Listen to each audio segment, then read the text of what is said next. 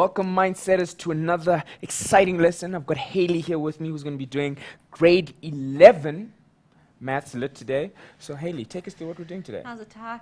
Welcome, grade 11s. It's good to be teaching you for a change. I'm usually stuck with the grade 10s. So today we're going to be starting with data handling, and we're going to actually be dealing with sampling and bias. So it's the introduction to data handling, and it's quite exciting. I'm looking forward to the lesson. Well, I'm looking forward to it too. So, you guys, you know the drill. Make sure you got your pens, your pads, you're making notes. And guys, again, Contacting us. exactly, hit me up on Facebook, www.facebook.com/learnextra. And if Twitter's your thing, then hit me up on Twitter as well at learnextra. So guys, chat to us on the page, talk to me so I can get those questions to Haley. Okay. And Haley's going to take it away. I'm going to take it away. I can now move around this studio. So, like I said, we're going to be doing sampling and bias. So it's an introduction to data handling. And what we're going to be dealing with today is we're going to look very carefully at what is a population. So what does that mean? What is a sample? Why do we need a sample? And what is bias? Basically, we're dealing with data. Okay, so we've been introduced to data. What is data? Everything that's out there needs to come back down to data handling. So we need to first collect our data. So, for example, we've just gone through the census in South Africa. Yes. We did it, when was it? Last year? Was it this year? I can't even remember. Last year, yes. Last year. I remember that someone knocked on my door and like, Last yes, year, we did the census, okay, and it takes them about 11, 12 months to actually analyze the data. But in this case, the population was the entire population of South Africa. Everybody needed to be counted. Everybody needed to be accounted for the questions that they asked so that they can see where we're at. And the last time we did that was a couple of years ago. We don't do that regularly because why? It is too much data. The population is too big. So what we would normally do is we would take a sample of the population and we'd say, okay, well, let's only look at schoolgoers. Oh. Let's only look at grade 11s. Okay? If we wanted to do something that was related to you guys, we would take a sample of grade 11s. Maybe we would only take grade 11s in your school or in your area. So that's a sample. And that's the reason we would need a sample, because we can't sometimes get to everybody. So we need to take a sample. And if we take a proper representative sample, then we will have no bias. Bias means, is it related to like one way or the other? So say, for example, I was going to look at which is a good, soft drink to have in your school tuck shop. And if I only interviewed the grade 11s, that would give me a little bit of a bias. It would be really related to what you guys are wanting. But maybe the grade 8s want something different. If I took a proper sample and I looked at, say, 20 kids from each grade, I would have a better understanding of really what the population looks like. So my sample needs to be accurate according to the population and according to what I'm looking at. So let's look at a couple of examples. But Haley, I'm going to pause you right there, if you don't mind. Me there. We're going to go to a little bit of an ad break quick. So guys, you know the drill. Make sure you come back. Hit me up on the Facebook page if you're having any issues or questions. You're about ready for this? All right, guys, we'll catch you after this break.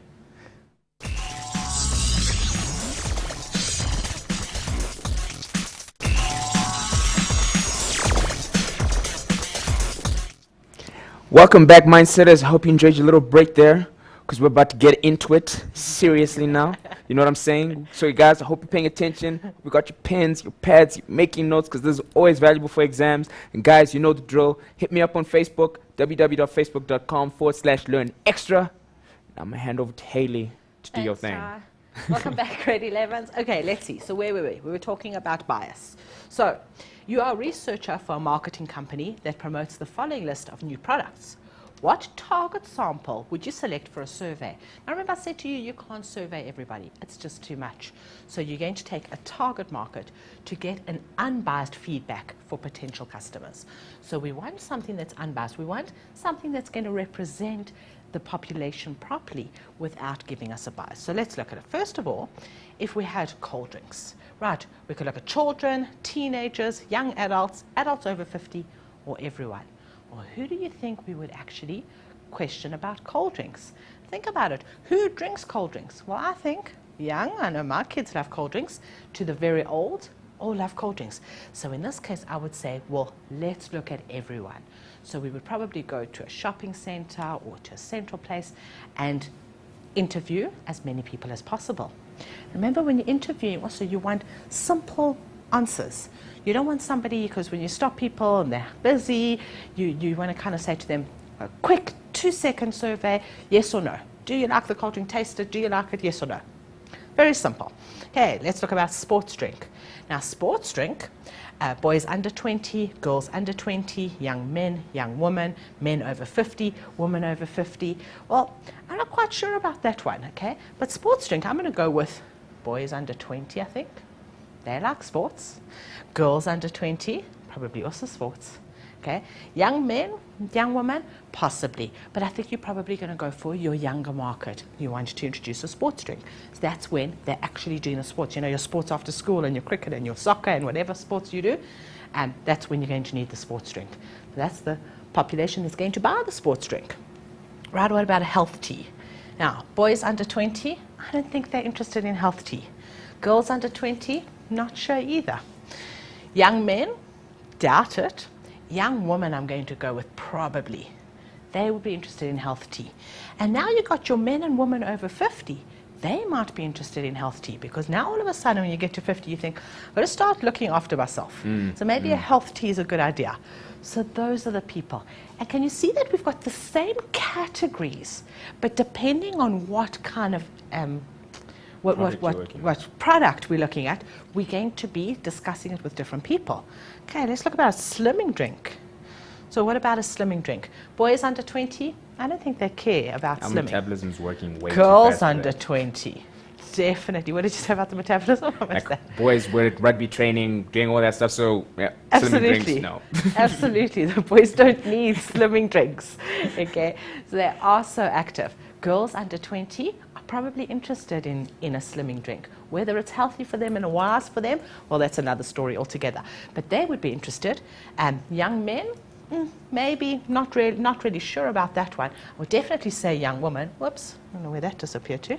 Okay, now we have a technical problem. So,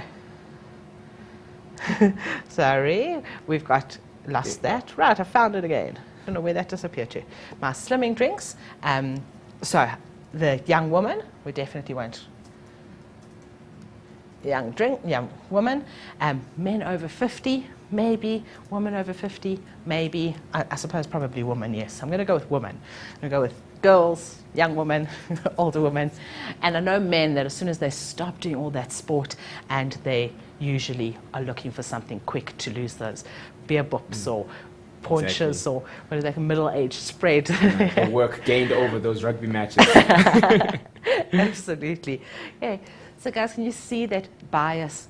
It's important to know who your sample is and if you're going to get something that's unbiased. Right, let's move on to the next question and see what we've got here.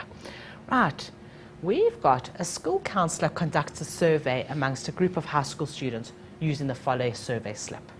Now, this is a survey slip, so now we're discussing an actual survey. I want to point out that you can see the survey is quite simple and it gives you blocks.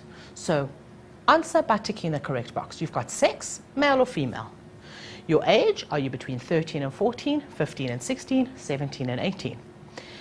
How much pressure are you under to achieve at school? None, a little, a significant amount, and an unbearable amount. So what is the survey about? Well, clearly this was a counsellor. We had that, it was a school counsellor. So clearly the counsellor wants to know how much pressure all the kids are and which grade they're in, because we can kind of put those ages into a specific grade, or maybe trying to work out if the older you are, the more pressure you feel. This is very quick and simple. It will literally take you 2 seconds to complete, so it's not a problem. And the other thing that's important about this is it is anonymous. There's no place for your name. And why do we do that with data handling, and why is it important?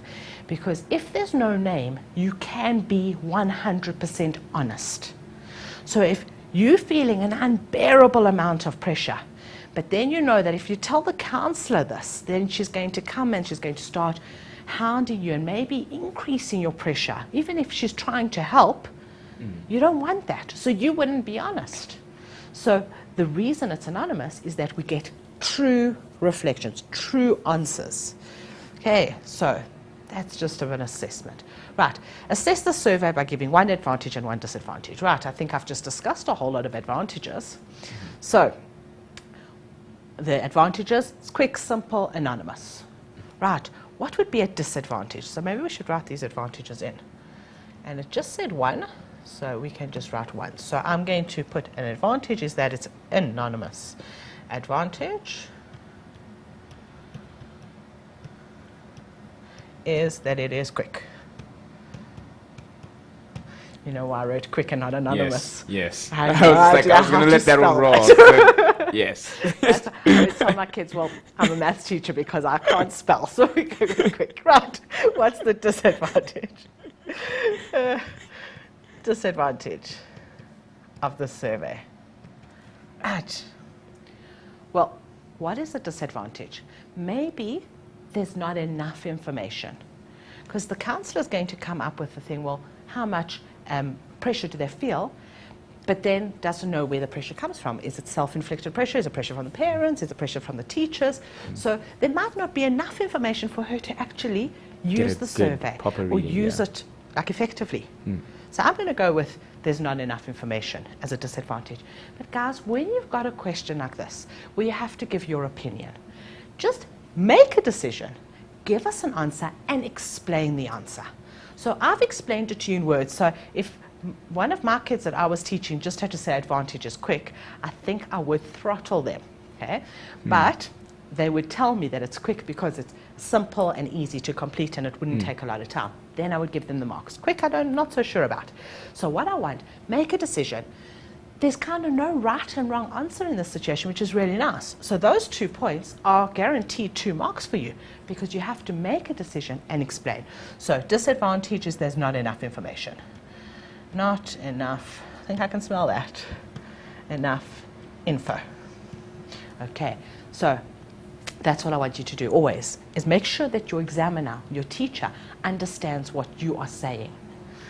Let's move to the next part of the question. Right. The counsellor has summarised the data from all the completed survey forms in the table below. Use the summary to answer the questions that follow. So she's taken her sample and she has put it into a table. Now, whenever you get a table in a question, in a situation, or in class, what I want you to do is I want you to actually understand fully the table before you move on to actually read the questions. So we're going to go through the table carefully. The table discusses the amount of pressure experienced by students in different age groups. So based on her survey, we've got the amount of pressure that they're feeling. So we've got none, a little, significant, unbearable. She split it into males. So we've got our males there. Right, and we've got our females. Let's put our females in, let's put our females in red. Our females there. And we've split it up into the 3 different age groups. So let's just quickly look at our males 13 to 14. We've got 4 of them that have got no pressure. I think at that age they don't feel pressure. 9 that feel a little bit of pressure. 1 that feels a significant amount of pressure. And 3 that has an unbearable amount of pressure. Those are the 13 to 14. How are we going to answer the questions to see what happens in our survey? So, question says, how many males and how many females participated in the survey? Now, this is quite a nice question. So it gives us all our males and gives us all our females, but it doesn't give us a total. So what we really need to do is we need to find a total. I think I must change that color.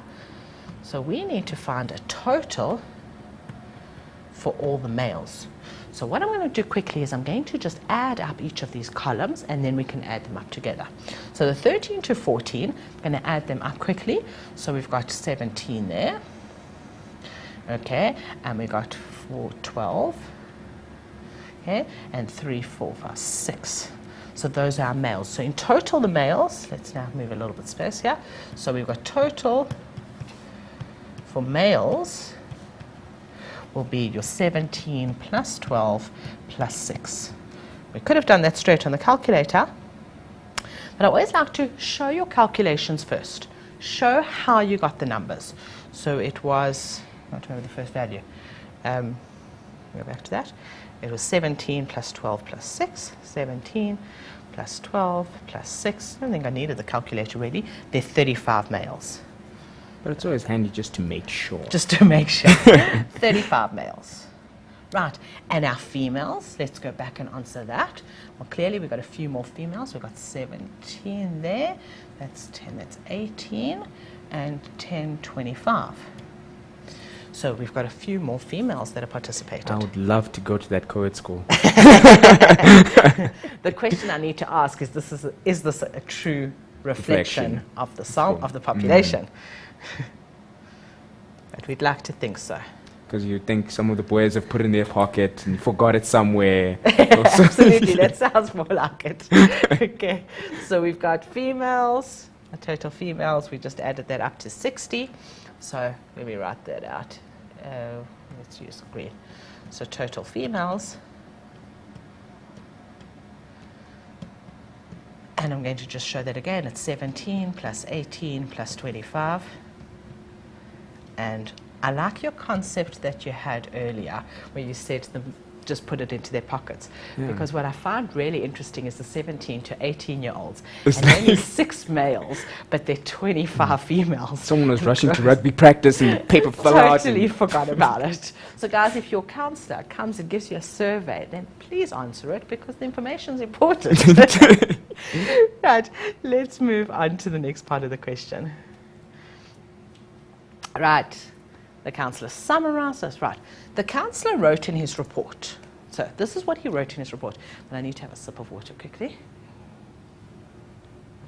So, more than 2 out of every 5 teenager feels either significant or an unbearable amount of pressure to achieve at school.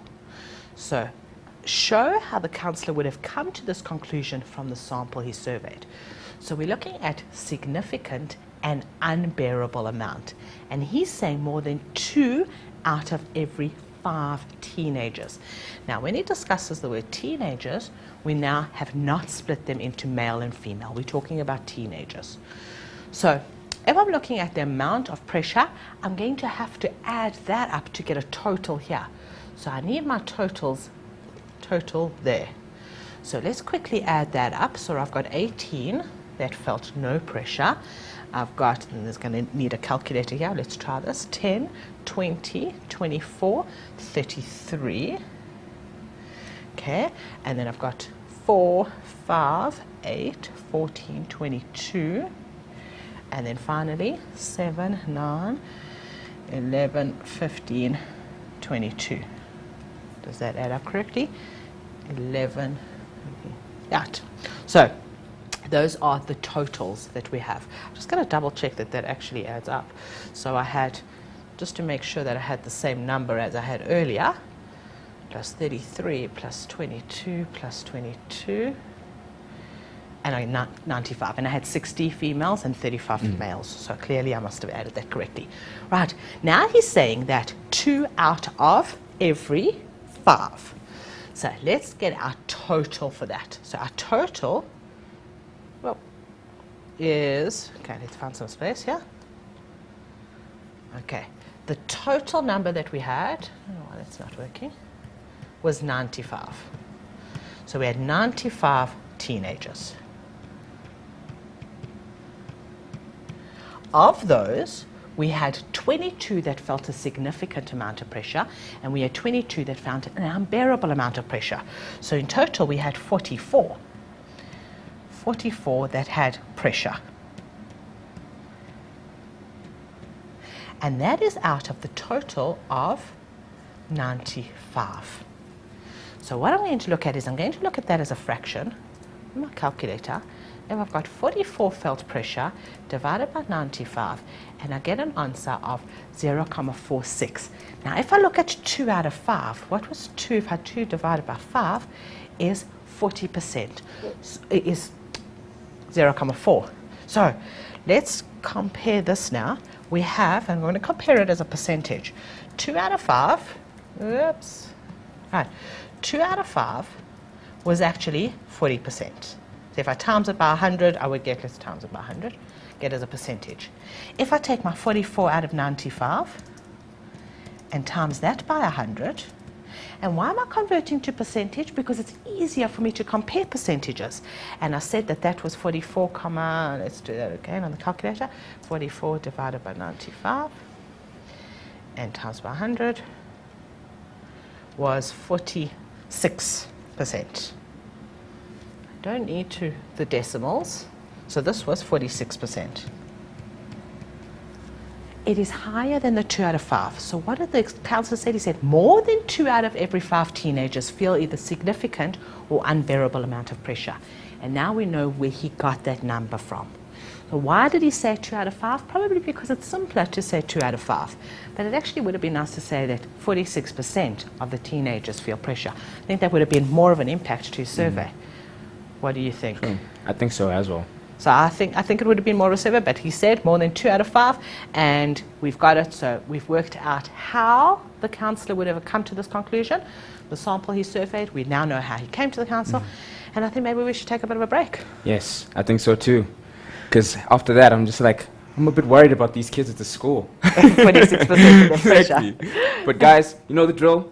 Go have a quick break, but make sure you come back, stay tuned, because we're going to be going through a lot more examples. So guys, I'll see you after this break.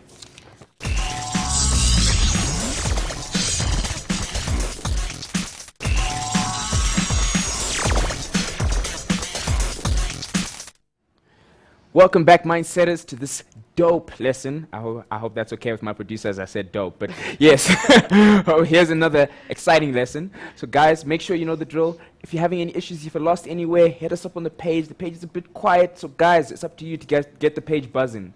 But for now, I'm going to hand over to Hayley, who's going to take us away for the rest of the show. Thank you. Guys, we really do want to hear from you. So just give us a shout on the page. Just say, hi, I'm here and I am watching, and tell us if anything that we're doing that you want us to change, or if there's anything that we can do to help you. So it's important. Right, let's see what the next part of the question is, this councillor. So, do you think the councillor's comment are valid for learners in the school, the district, the city, the province, or the country? So, her comment, the councillor, I'm assuming it's a her comment was that 2 out of every 5 learners feels this pressure. Now, do we think that this councillor comment is valid for the school? I would go with the school, definitely. For the district? Well, I'm not sure. Okay. For the city? Probably not. For the province, the country, we cannot, based on the 95 learners that we've looked at this survey, that have done the survey in this particular school, we cannot assume that it represents the entire country. So if we had done a bigger than 95, if we had done the survey at a number of schools, then maybe we could say, well, okay, we could look at the district. And if we had done more schools within the city, then we could say, well, this represents the city. So we can't say it represents the city if we haven't looked at the majority of people or the country. So I'm going to go, I don't think that it does. I think it only represents the school. Hey, what's the next part of our question? Right. The councillor has summarized the data. No, we've done that. We've read that. Right. Do males and females experience this pressure equally or differently? And substantiate your answer using information from the table. Now, this is really a crucial key point that I need to make. When you're comparing information that you've been given in a table, the best way to compare it is using percentages. So I can't look at the numbers because why? I had 35 males and 60 females. So we almost had double the amount of females. So I can't say, well, okay, I've got more females, therefore it must be true. Mm-hmm. What I need to do is I need to look at the specifics of each one compared to each other. So we're first going to look at the males. So what if we got the males? Right, we're going to add up the males. Let's I think I can use a little bit of, no, I can't use yellow. That's a silly color to use. Right, and we're going to look at the males in this block. And then after that, we're going to look at, we've left out part of the males. There's 3 things of males. So we're going to look at the males that experience pressure, and then after that, we will look at the females. And we're going to compare each one to, as a percentage. So let's get yellow, and we'll add these up. How many males? Well, we've got 4, I'm just going to add these up quickly, 4 and 7 and 3. So we've got 14 males that experience significant or higher amount of pressure. And out of a total of, there were 35 males. And let's do that as a percentage. Right, now let's compare that to our females. Our females, we had 5 and 10 and 15. Well, our females, we actually had, that's 30 out of 60. And get that as a percentage.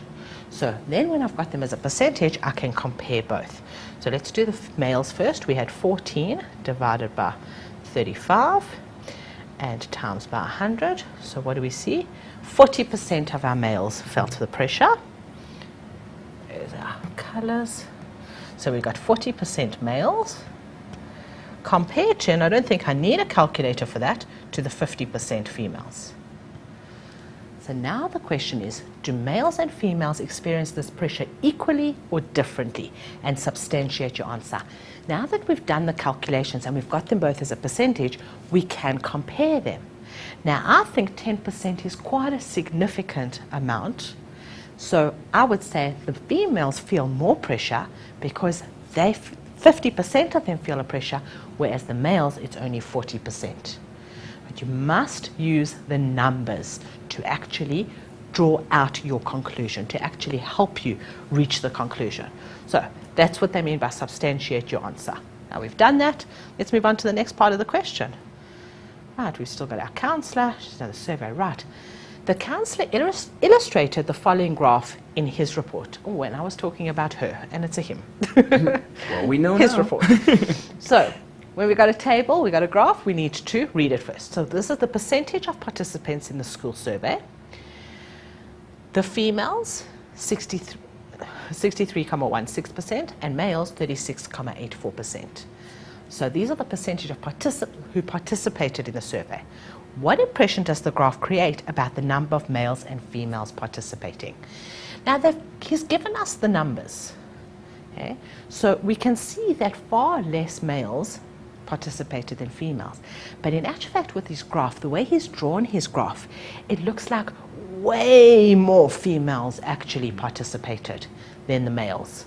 So this 36 is more than half of 63. So he has done his scale in such a way that it seems like lots of females participated and very, very few males. Why he's done that, I'm not sure, but the impression the graph creates is that we've got more females. So the impression is we've got more females than males.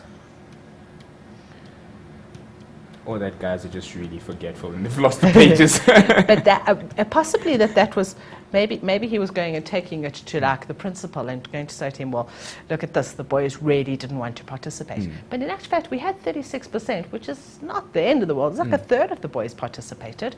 But his graph definitely doesn't show that. No, and that's the nice thing. Well, the one thing about graphs, or I was going to say the nice thing, but maybe it's not necessarily nice. It's something that you need to bear in mind, that graphs can be misrepresented. They can actually be there to create the picture that you want to show. So you can kind of manipulate the graph in such a way that's not really like correct, but there's nothing wrong with this graph. I've got all the information on the graph. It just looks that way. So we can do that. Right. So we got the graph. Is this impression correct, and give a reason for your answer? Okay, I think I've gone through that. So I don't think the impression is correct.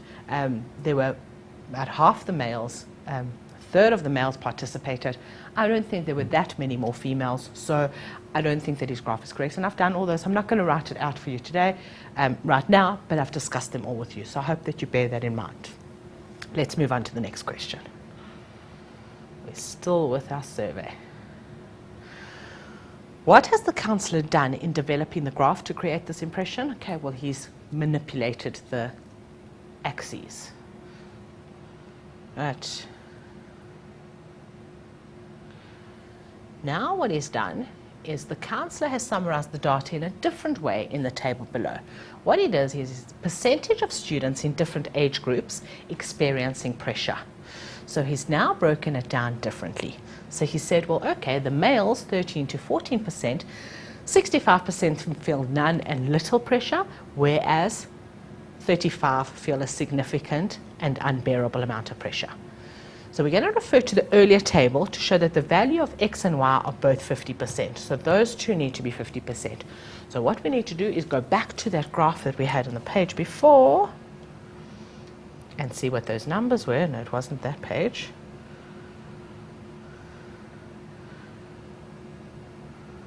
Right, we needed this number.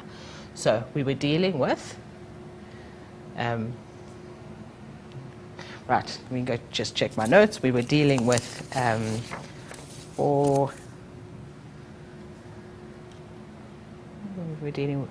remember what we were dealing with. The 3, I'm stumped. Let's go back to that. Let me keep a page written. Right.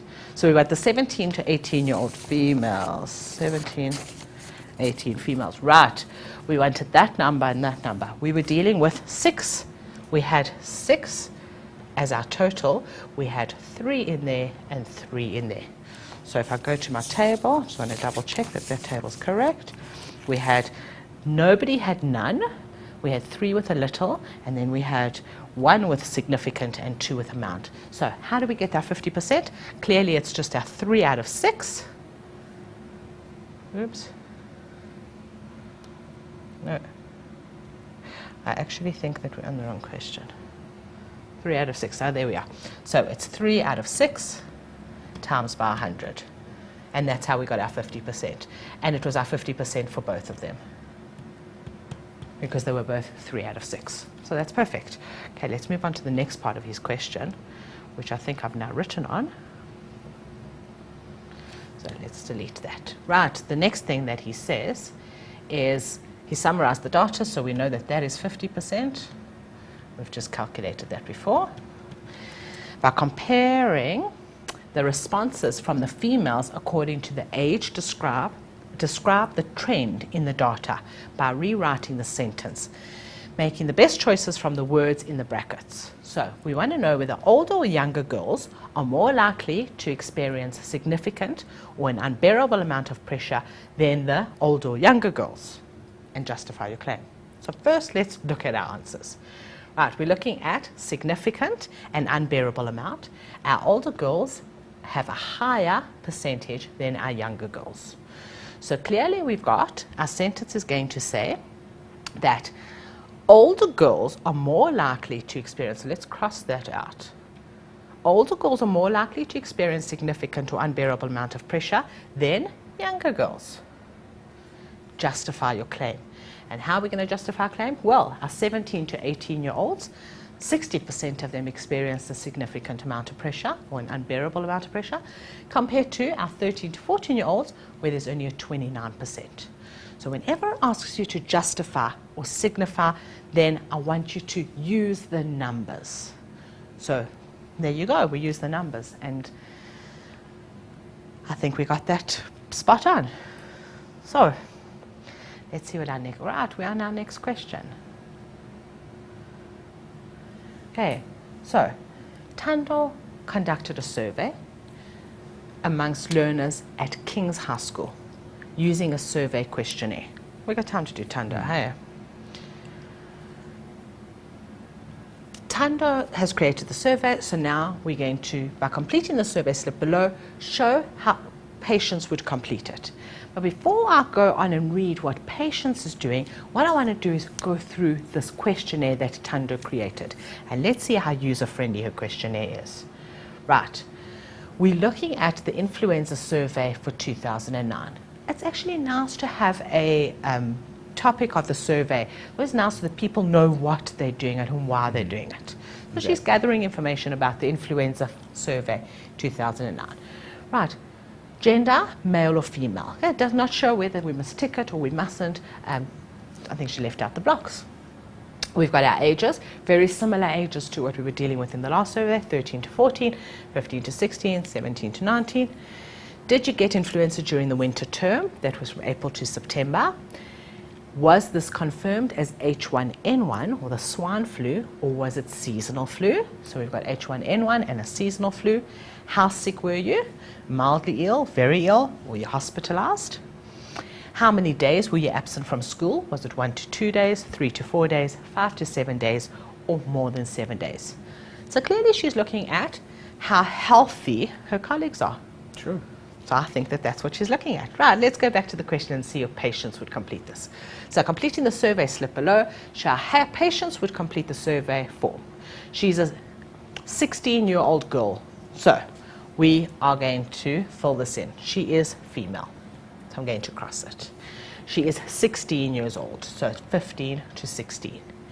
She was very ill. So did you get influenza during the winter season? Well, if she was ill, then clearly she must have got the influenza. Okay. She was absent for more than a week and hospitalized for H1N1 or the swine flu. So in our next question, was this confirmed H1N1? We know that it was. How sick was she? She was very ill and she was hospitalized. Now, if they only ask you for one tick, then we would only write hospitalized. She was hospitalized. And how many days was she absent? She was absent for more than a week. Yeah, sometimes in the surveys, they will tell you to only put one tick in.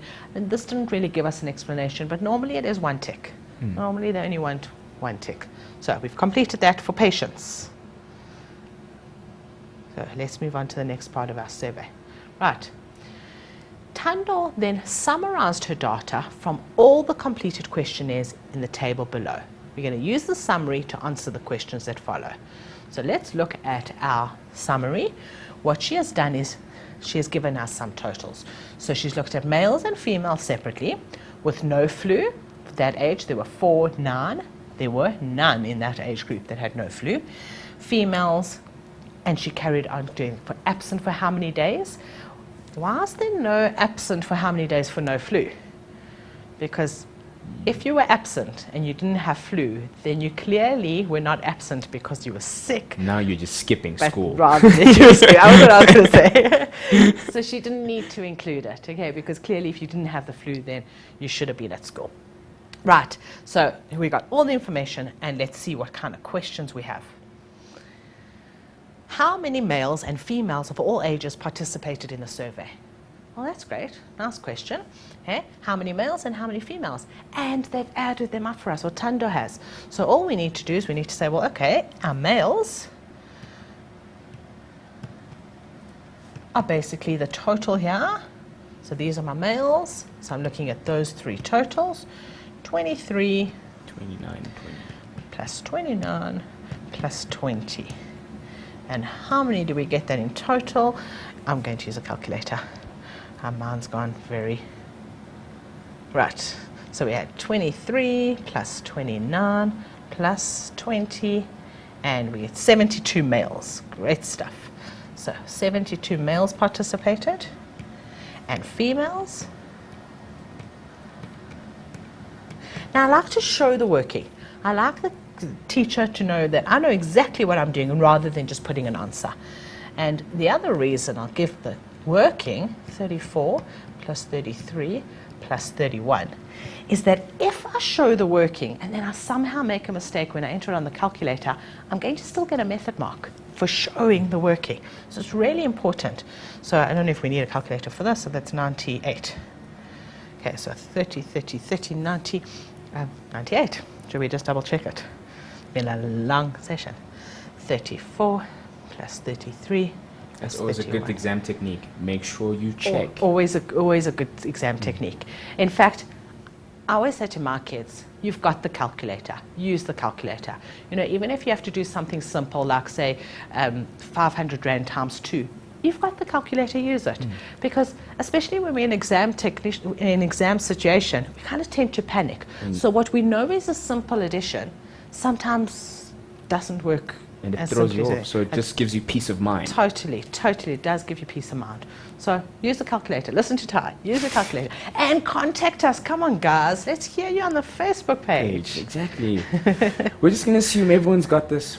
But guys, chat to us. Everyone- Come on. You know what's going to happen. They're going to be later in the term and they're going to go, oh, I remember there was something on data handling, and they're going to, all of a sudden they're going to contact us. Exactly. So should we see if we can get part of the next part of the question that Thando's got? And then I think maybe we must take a little bit of a break. What is the size of Thando's sample? Hey, well, That's quite an easy question to answer. We've just calculated the number of males and the number of females. So clearly, her sample includes the males and the females.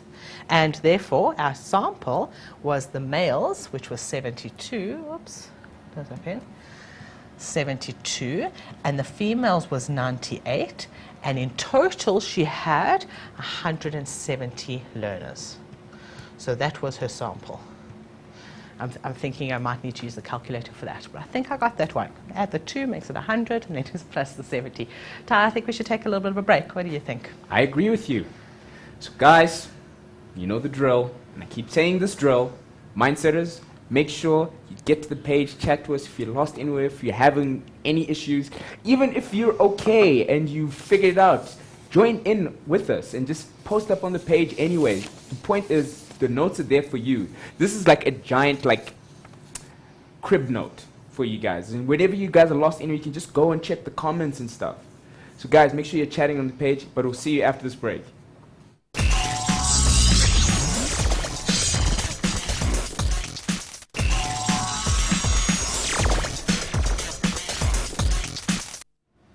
Welcome back, Mindsetters, to this lesson for grade 11's Maths Lit. I hope you guys are having fun, and I hope you guys have been paying attention, writing notes. But guys, the page is still quiet, so chat to me. Let me know. Even if you're okay, just let us know that you're on track. Yeah? All right, I'm going to hand over to Haley. You can take over. Ty's feeling like there's nobody out there watching us, so come on, guys, just get onto the page and just go, hi. That's all we want to know, that there's somebody out there that we're doing this for. And let's go back to Tandor's survey. So now she wants to know what percentage of boys of all ages who got influenza suffered from seasonal influenza. So we're dealing with seasonal, we're dealing with boys, so let's find a color. I'm going to use this purple because I like this color. We're dealing with that number of boys. So I'm going to quickly add that up. So I've got, how many have I got here? I've got 13 there, and I've got 11 there, and I've got 10 there. So in total, how many boys have I got? I've got 34 boys that suffered from seasonal influenza, from the seasonal influenza. And it asks me what percentage of boys. Now, this is something that I always tell my kids. As soon as you see the word percentage, what are we going to do? We're going to say times by 100. So I know that whatever I need to do, I need to times by 100.